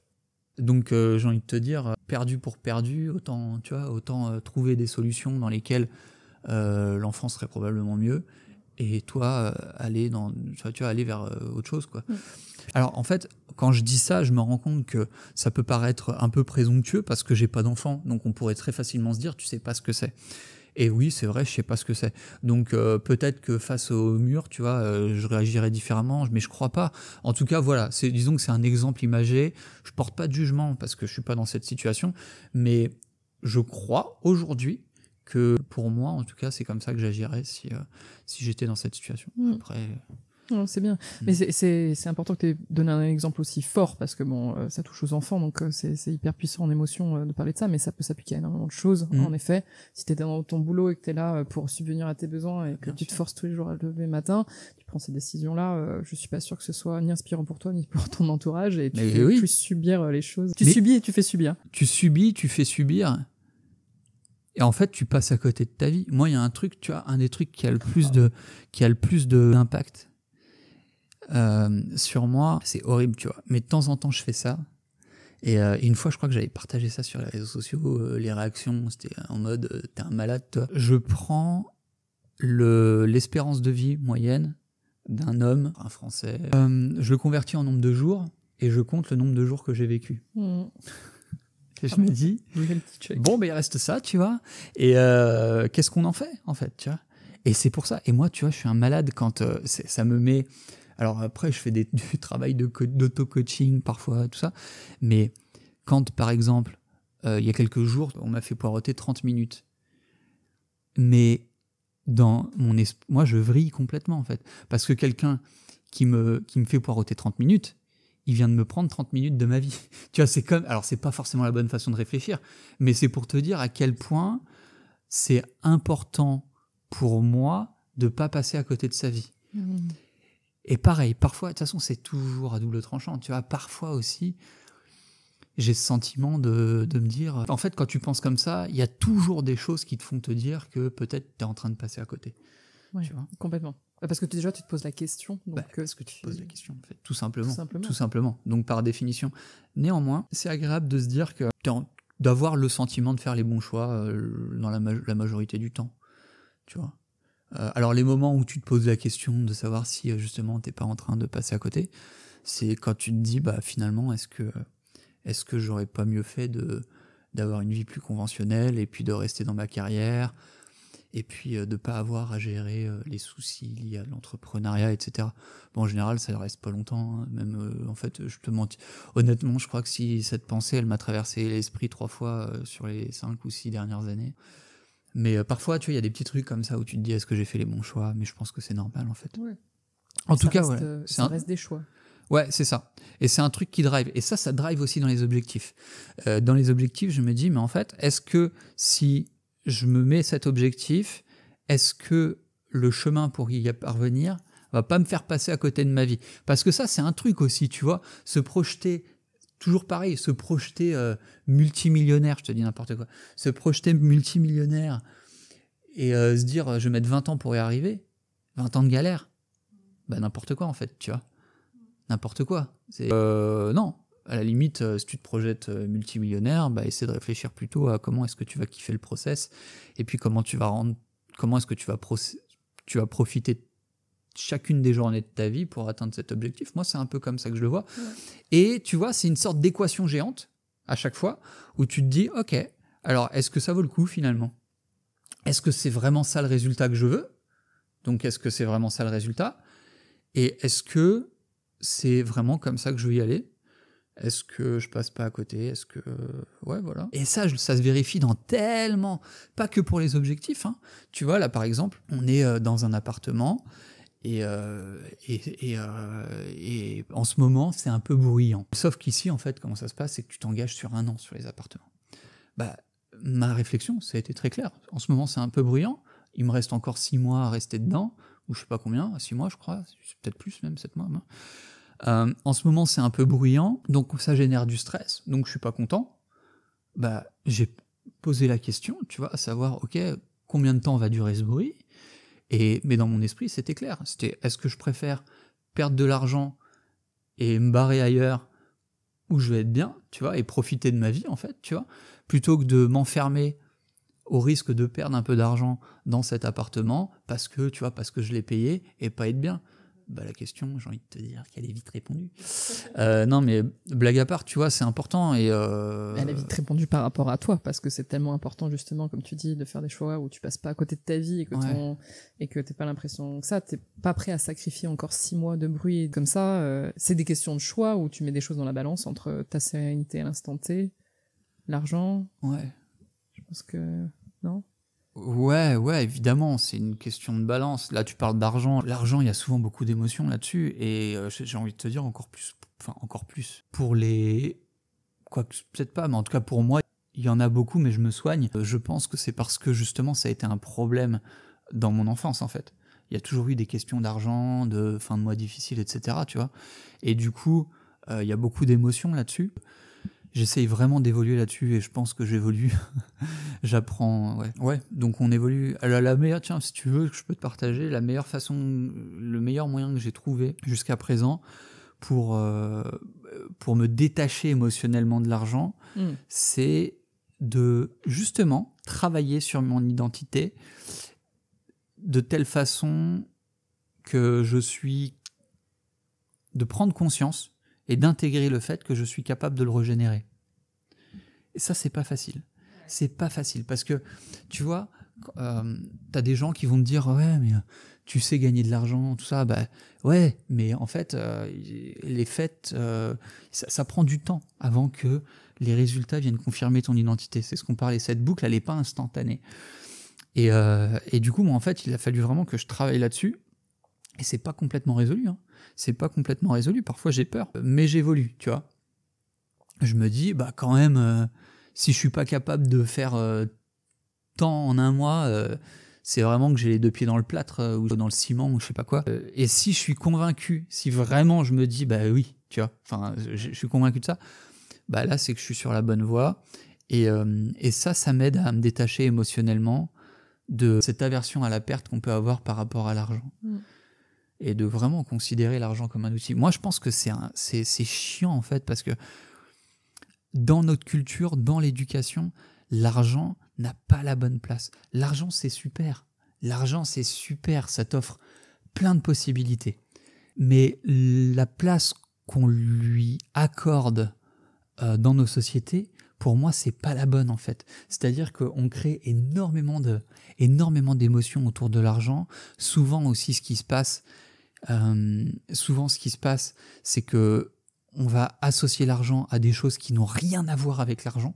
C'est-à-dire, on va associer l'argent à la valeur sociale, on va associer l'argent au pouvoir, on va associer l'argent à la valeur humaine, quoi. Tu vois ? Et ça, c'est un truc de fou. C'est-à-dire que dans la mesure où on associe l'argent à tous ces trucs-là, bah, derrière, on en fait quelque chose de tellement important. Sauf que la vérité, c'est que l'argent, ça sert à faire des trucs. Et si tu peux pas faire certains trucs, bah, ça fait pas de toi une moins bonne personne. C'est pas très grave, tu vois ce que je veux dire ? Et sauf qu'en fait, voilà, en fait, la place qu'a l'argent dans notre société, pour moi, elle est pas bonne, quoi. Et c'est vrai que, tu vois, je pense que je suis pas du tout pro-américain. Pas du tout, tu vois. Enfin, je suis pas anti-américain, mais je suis pas pro-américain, si tu veux, je m'en fous.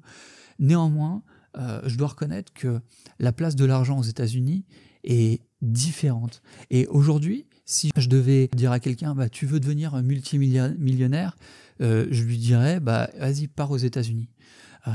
Parce que la place de l'argent n'est pas la même, en fait. L'argent, c'est l'argent, tu vois. Ouais, c'est bon, vas-y, t'es millionnaire, mais ça fait pas de toi, t'es multimillionnaire, c'est pas pour ça que t'as plus de valeur que quelqu'un d'autre qui, tu vois, c'est pas, la valeur n'est pas associée à la personne. C'est ok, tu vois. Et je pense que ça, c'est hyper important. C'est hyper important. Et à contrario, quelqu'un qui veut devenir multimillionnaire, je dirais, va pas en Asie. Et encore moins en France, en fait. Parce qu'il y a énormément d'émotions attachées à l'argent dans nos cultures, que ce soit en France, l'Europe, je peux pas dire pour le reste parce que je connais pas suffisamment, j'ai pas vécu suffisamment, mais en Asie particulièrement, mais c'est terrible en fait. C'est terrible en fait. C'est-à-dire que l'argent est un marqueur social fort. Les gens s'endettent énormément pour avoir une voiture qui dit d'eux qu'ils ont de l'argent, et donc qui valent quelque chose. Moi, je le vois. Moi, je roule avec moi, au quotidien, j'aime bien mon petit scooter. Et le petit scooter, c'est le truc du pauvre ici, en fait. Tu vois ? Les gens, pour les gens, le scooter, c'est les pauvres. Tu vois ? Et du coup, quand tu gagnes de l'argent ici, tu achètes une voiture. Même si c'est pas pratique. Tu vois ? Mais c'est pas grave. Il vaut mieux que tu passes 2 heures dans les bouchons tous les matins pour aller à tel endroit, parce que ça fait partie de c'est ton statut social et tu dois le respecter, c'est ton rang, tu vois, un peu. Et ici, c'est vrai qu'en Asie, d'une manière générale, je l'ai observé, c'est souvent très lié.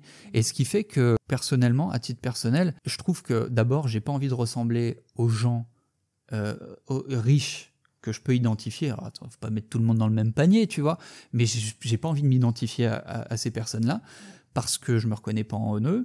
Et je pense que beaucoup de personnes n'ont pas envie d'être des personnes, tu vois, un peu qui prennent les autres pour de la merde. Donc, pour cette raison, je ne conseillerais pas de venir ici, mais du coup, par conséquent, parce qu'il y a beaucoup d'émotions rattachées à l'argent. Et pour moi, c'est pas une bonne chose. Donc, quelqu'un qui demain décide de devenir, tu vas me dire, tu décides n'importe quoi. Bah si, en fait, devenir riche, c'est une décision. Ça veut pas dire qu'on va y arriver, mais en tout cas, c'est une décision. Quelqu'un qui décide de devenir riche, j'aurais plus tendance à lui dire, pars aux États-Unis. En tout cas, intègre un environnement dans lequel l'argent n'est pas direct, dans lequel il y a moins d'émotions sur l'argent, pour pouvoir davantage t'en détacher et faire des meilleurs choix. Parce que dès lors qu'il y a de l'émotion, tu fais pas les bons choix. C'est un joueur de poker, ou même mieux, tu vois, un exemple. On dit que les traders, alors attends, je sais plus exactement, mais grosso modo, en fait, un trader, il prendra toujours des meilleures décisions pour ses clients que pour lui. Parce que dès lors que c'est son propre argent qu'il place, bah, y a de l'émotion et du coup il prend pas les bonnes décisions, tu vois. Et en règle générale, on prend des meilleures décisions dans la mesure où ça a de l'importance pour les autres que pour nous-mêmes. Dès lors qu'il y a de l'émotion, et tiens, ça aussi c'est un conseil, quoi qu'on veuille faire, quoi qu'on veuille entreprendre, moi c'est un conseil que je donne toujours, tu vois, que ce soit aux personnes que je suis, même tu sais, éventuellement les entrepreneurs avec qui je parle, etc. Je leur dis, bah, première chose, assure-toi vas-y, crée de la trésor en fait. Avant de vouloir investir ou je sais pas quoi, crée de la trésor. Dès lors que tu as, alors après c'est propre à chacun, mais dès lors que tu as, mettons, 6 mois d'avance, pour certains 6 mois ça va pas être la sécurité, pour d'autres ça va être 9 mois, ça va être 1 an, pour d'autres 3 mois ils vont se sentir super safe, tu vois, ça dépend en fait des gens. Mais mets-toi suffisamment de trésor, crée-toi suffisamment de trésor, garde cette trésor, et comme ça va te permettre de prendre des décisions détachées de tes émotions. Et dans la vie, c'est pareil en fait, hein. Dès lors que tu as des économies, donc pour certains c'est 1000 euros, pour d'autres c'est 10 000, pour d'autres c'est plus, ben, ça va te permettre de prendre des décisions qui ne sont pas liées à tes émotions, et du coup des meilleures émotions. Les pires décisions qu'on puisse prendre, ce sont les décisions précipitées par la peur. Surtout si c'est en effet des émotions hyper négatives comme ça. Bah surtout, oui, voilà, c'est ça que j'allais dire. Surtout ça, par rapport à ton émotion. Oui, et en même temps, surtout, mais les émotions super positives peuvent aussi te faire des bêtises. Tu sais, tout à l'heure, je te disais, je fais attention, je me connais, donc je fais attention. Je fais attention, tu vois, à mes passions soudaines, parce que j'occulte complètement sur le moment, j'occulte complètement tous les désavantages. C'est-à-dire que pour moi, je vois un truc, je vois, ah putain, c'est génial ce truc. Je suis en mode positif, tu vois, tous les signaux au vert, mais en fait, je vois pas du tout les trucs négatifs. Et d'une manière générale, je dirais, prendre des décisions sous l'emprise de l'émotion, on l'a dit, tu sais, les émotions sont moteurs de l'action. Néanmoins, attention aux émotions trop polarisées, en fait, tu vois. Ouais. Les émotions polarisées, donc soit positives ou négatives, les émotions polarisées, je pense qu'il faut toujours s'en méfier. Je pense que c'est toujours un jeu, un mauvais tour de notre cerveau, tu vois. Ouais. Donc, prendre le temps de... Ouais, c'est ça, de déjà les identifier. De se recentrer, ouais. Ouais, c'est ça, d'identifier et de voir s'il y en a pas d'autres mêlés, et de voir tout le spectre. Tout le spectre. Bah, tu pars du principe que de toute façon, dans le bon, il y a du mauvais, dans le mauvais, il y a du bon. Toujours. Donc, quand on est super excité par un truc, comme c'est mon cas parfois, bah... Du coup, j'arrête de voir le mauvais. J'arrive pas à voir le mauvais, j'arrive pas à le voir. C'est pas que je veux pas, c'est que j'y arrive pas. Parce que je suis trop excité, je suis polarisé. Donc il me faut du temps pour me recentrer, pour me calmer. Et là, je suis capable de poser le pour et le contre un peu mieux et prendre des décisions un peu plus éclairées. Mais en fait, c'est la même chose. Quand tu es sous l'emprise d'une émotion très négative, tu es polarisé. Donc du coup, tu vois pas le positif. Et tu prends des décisions qui ne tiennent pas compte du côté positif que peut avoir cette situation si tu n'avais pas pris cette décision. Tu vois, ça te fait prendre des mauvaises décisions. Et quand tu me demandais à quoi me sert l'écriture aujourd'hui, comment est-ce que je m'en sers, je m'en sers précisément pour ça, en fait. Pour essayer de déceler ce que je ne perçois pas toujours dans mes émotions trop polarisées. Ok. Voilà, j'espère que j'ai pas perdu trop de monde parce que c'est un peu perché, mais... Non, au contraire, ça fait aussi probablement partie de ma personnalité, mais moi j'aime aller vraiment en profondeur dans tous ces sujets-là et en profondeur dans l'esprit. Vas-y. Et puis si certaines personnes qui regardent ça pensent que c'est complètement perché et que ça n'existe pas, arrêtez de payer votre facture d'électricité. Je plaisante. J'adore, mais je veux la ressortir celle-là parce qu'en effet, il y en a beaucoup aussi qui me demandent ça fait quoi le coaching? Et c'est vrai que c'est un petit peu difficile à déterminer parce qu'en fait, ça fait pas des résultats, c'est pas physique, ça va être des mots, ça va être voilà, mais derrière ça va avoir des résultats qui vont être physiques. Bien sûr. Et en effet, c'est un peu comme l'électricité, quoi. Ça, on ne voit pas forcément, mais par contre, ça peut avoir énormément d'impact et ça en a. Ouais. Enfin, c'est sûr. Et comme tu dis, il suffit d'y donner 3 minutes pour comprendre. Ouais. Et ça en a énormément. Énormément. En fait, ça permet justement, le coach, il va nous permettre de mettre en lumière, justement, parfois d'équilibrer ces perceptions dont je parlais, et surtout de nous aider, en fait, à changer notre identité, à faire évoluer notre identité vers celle qu'on a besoin d'atteindre, en fait. Et je pense que c'est ça le rôle du coach. C'est ça. C'est de nous faire prendre conscience qu'on est déjà cette personne qu'on veut devenir. Et si le coach est capable de nous faire prendre conscience qu'on est déjà cette personne qu'on l'a déjà en nous, on va aller beaucoup plus vite pour atteindre ce résultat. Je vais finir là-dessus parce que t'as hyper bien résumé. J'aurais pas pu mieux dire. Donc merci pour cet échange, vraiment. On est parti sur plein de sujets. J'avais pas anticipé ça. Je t'avais posé à la base d'autres questions, mais on est parti vraiment sur des trucs hyper intéressants. En tout cas, moi, tu m'as motivé à fond, là, donc. Ah ouais, trop bien. Je suis content. Je pense que ça va motiver certains d'entre vous qui écoutez également. Mais c'est pas fini, puisque du coup, pour terminer les interviews, j'aime bien demander à mes invités de me poser une question. Ouais. Je ne la connais pas d'avance. Ouais. Donc, je te laisse me la poser. Alors, je vais te poser une question à laquelle j'attends une réponse précise. C'est bizarre, mais tu vas voir, c'est-à-dire que j'attends une réponse, c'est-à-dire que j'espère une réponse. Ma question est la suivante, c'est si tu ne devais plus travailler, si tu n'avais pas besoin financièrement de travailler, qu'est-ce que tu ferais de ta vie? Waouh. Donc, si j'avais des économies suffisamment pour me dire j'ai plus besoin de générer de l'argent? Ouais.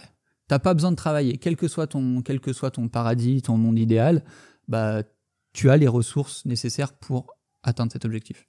Et donc, quel est l'objectif que je me mettrais à ce moment-là? Non. Quelle serait ta vie? Qu'est-ce que tu ferais de ta vie? Mon quotidien. Ouais. Bonne question. Je pense que ce serait pas loin de ce que je fais là. Et c'est là où c'est la réponse que j'attendais, mais tu l'imagines bien. Ouais. Je pense que c'est vraiment... Ouais. Et je pense que c'est là où je me dis que je suis très bien alignée en ce moment, c'est que j'ai l'impression d'avoir un quotidien qui est justement, je suis bizarrement assez détachée de l'argent, émotionnellement en tout cas, pour prendre des décisions maintenant, qui sont vraiment, qui sont drivées par qu'est-ce que j'ai envie d'expérimenter dans la vie, qu'est-ce que j'ai envie de ressentir dans la vie. Et ça m'apporte énormément d'équilibre et de bien-être et d'excitation et voilà, on en a parlé il y a pas longtemps, mais je suis dans un espèce de moment où je suis dans une euphorie totale. Mais ouais, et pourtant quand même, pas dans ma situation financière idéale, mais pourtant j'aligne quand même ces choix-là, ils sont pas forcément drivés par de l'argent. Donc je pense qu'en effet, je prends les mêmes décisions à l'heure actuelle que si j'avais tout l'argent du monde. C'est la meilleure réponse possible, en fait. Ouais. C'est la meilleure réponse possible. Ça veut pas dire que c'est évident pour tout le monde, parce que tu vois, quand on entend ça, je pense que c'est important de le préciser, mais quand on entend ça, on pourrait être tenté de se dire « Ouais, mais c'est facile de dire ça.